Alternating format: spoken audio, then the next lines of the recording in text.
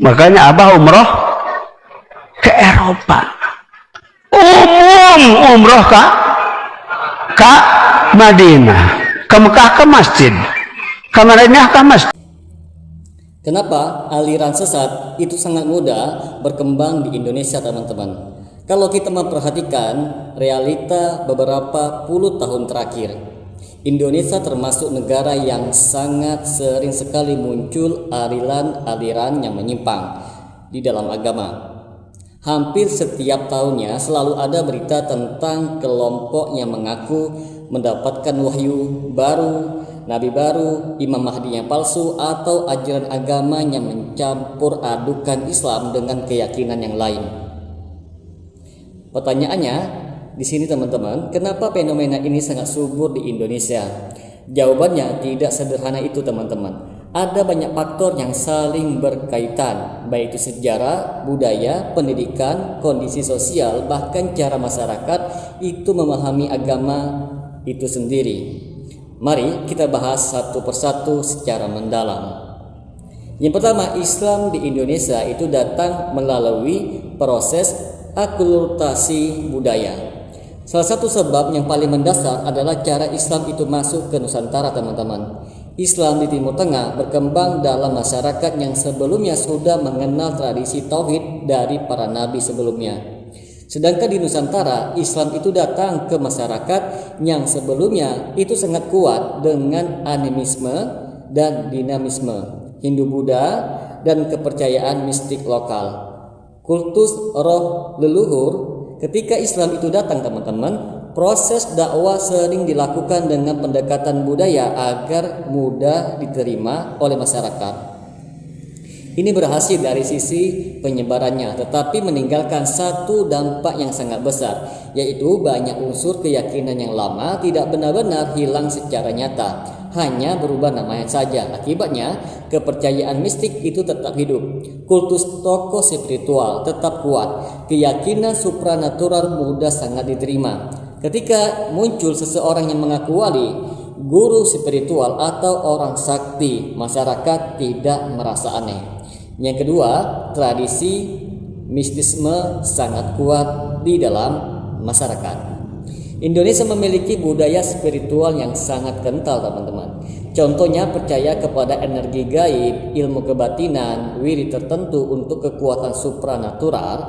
Guru spiritual itu dianggap memiliki karoma yang sangat luar biasa.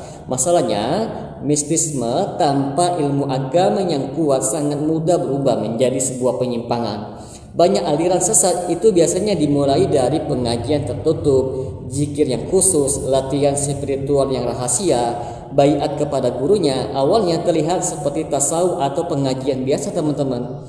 Tetapi lama-kelamaan muncul klaim guru tidak bisa salah. Guru itu mendapatkan wahyu yang baru. Syariat tidak lagi wajib. Murid harus taat mutlak kepada gurunya. Disinilah penyimpangan itu mulai terjadi. Yang ketiga, rendahnya literasi agama yang mendalam. Mayoritas masyarakat Indonesia beragama Islam, tetapi tidak semuanya memiliki pemahaman agama yang kuat secara ilmiah. Banyak orang itu belajar agama secara potong-potongan, lebih mengandalkan ceramah yang viral, tidak terbiasa memverifikasi dalil. Akibatnya apa, teman-teman? Ketika ada tokoh yang berbicara secara pasti, terlihat alim memakai simbol agama, maka masyarakat itu sangat mudah percaya, padahal ajarannya bisa saja menyimpang. Aliran sesat hampir selalu memanfaatkan ketidaktahuan agama, bukan kecerdasan pengikutnya. Yang keempat, budaya mengkultuskan tokoh. Nah, ini faktor yang sangat besar di Indonesia. Dalam banyak komunitas, tokoh agama sering diposisikan sangat tinggi sampai tidak boleh dikritik, dianggap selalu benar. Ucapan guru itu dianggap pasti benar, padahal di dalam Islam, teman-teman, kebenaran itu diukur dengan dalil, bukan figurnya. Ketika kultus individu itu terjadi, maka guru mulai punya otoritas absolut. Pengikut itu kehilangan sikap kritisnya. Penyimpangan itu sangat mudah masuk tanpa disadari. Hampir semua aliran sesat memiliki pola yang sama. Ada satu figur sentral yang diagungkan. Jangan pun bedah kitab, bedah langit siap Gufron. Tapi saya yakin dikasih hujan awas. Saya berjanjian loh dengan malaikat Nukar Nakir dan malaikat ahli hujan. Kalau hujan kau janji tak kejar sama saya, kata saya. Betul, sumpah demi Allah saya. Hei malaikat, faqul inna kalama ummati fi inna kalama aljawi la qul inna rahmatan gufron wa maqul akayana fi Allah. Silakan mau hujan, tapi kalau nanti acara hujan awas kok tak kejar sama saya. Percaya atau tidak? Ada buktinya atau tidak? Kita buka Quran. Apa kata Quran? Bismillah. Ini surat dan ayatnya. Baca. Bismillahirrahmanirrahim. Nah, yang kelima teman-teman, faktor psikologis. Manusia itu mencari kepastian dan keajaiban. Banyak orang yang bergabung dengan aliran menyimpang bukan karena ingin sesat, tetapi karena kebutuhan psikologisnya. Ingin hidup lebih tenang, ingin solusi yang lebih cepat masalah hidup, ingin merasa spesial, ingin masuk kelompok terpilih. Aliran sesat biasanya itu menawarkan jalan pintas masuk ke dalam surga, jaminan keselamatan, rahasia akhir zaman, ilmu khusus yang orang lain itu tidak tahu. Ini sangat menarik bagi orang yang sedang mengalami krisis di dalam hidupnya. Yang keenam, kebebasan beragama tanpa diimbangi literasi. Indonesia itu memberikan ruang kebebasan beragama yang sangat luas. Ini baik secara sosial teman-teman, tetapi memiliki konsekuensi. Siapapun bisa mendirikan kelompok pengajian, membuat tafsir sendirinya, mengaku mendapatkan ilham tanpa pengawasan ilmu yang kuat. Kebebasan itu kadang dimanfaatkan untuk membangun ajaran-ajaran baru. Yang ketujuh, media sosial mempercepat penyebaran. Dahulu aliran sesat itu berkembang secara lokal. Sekarang sangat berbeda teman-teman. Dengan adanya media sosial, ceramah menyimpang bisa menjadi viral. Klaim spiritual itu cepat menyebar. Pengikut direkrut secara online. Algoritma bahkan sering mempromosikan konten sensasional, bukan yang ilmiah teman-teman. Semakin kontroversi, semakin cepat ia terkenalnya.